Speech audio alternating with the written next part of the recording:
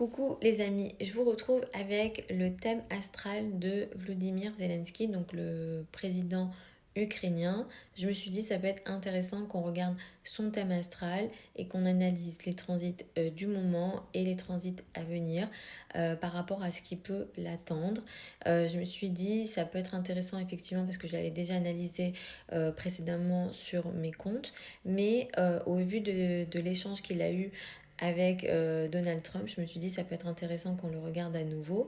On voit qu'il est ascendant Gémeaux et Jupiter est en Gémeaux actuellement et Jupiter va arriver à son ascendant. Ce qui indique en réalité qu'à partir du printemps, il va rentrer dans une période pendant laquelle il sera beaucoup plus en confiance et où il sera entre guillemets beaucoup plus protégé. Il va y avoir effectivement ce mois de mars 2 éclipses. Les éclipses sont très importantes et ce qui un peu attire mon attention, c'est l'éclipse du 29 mars qui va avoir lieu pile poil sur son nœud sud. Quand je vous dis que les éclipses seules apportent des événements karmiques qui nous forcent à faire des changements importants dans nos vies, que ce soit positif ou négatif, et en général, ça agit sur du long terme. Donc sur les éclipses lunaires, on est sur quelque chose de l'ordre de 6 mois, et sur les éclipses solaires, on peut aller jusqu'à 1 an en termes d'événements. L'éclipse du 29 mars, c'est une éclipse solaire, et comme je vous le dis, elle a lieu pile poil sur son nœud sud, donc c'est une éclipse très importante pour lui. Sachant qu'effectivement, son nœud nord est en balance ici, pas très loin il y a Pluton. Donc tout ça va être activé. Une éclipse solaire qui a lieu sur le nœud sud, clairement ça indique une période qui s'ouvre de difficultés. Ici c'est dans la 11. En astrologie politique, la maison 11 symbolise les pays amis.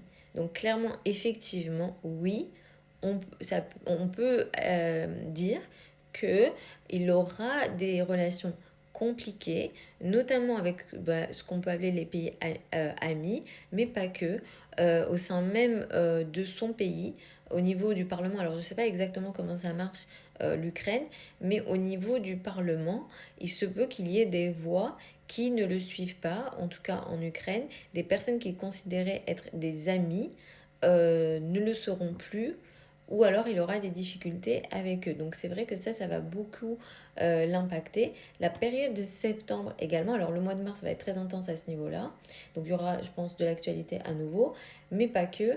La période de septembre également va indiquer des changements majeurs dans sa vie, dans sa manière de présider. Est-ce que sa présidence sera remise en question en Ukraine, notamment par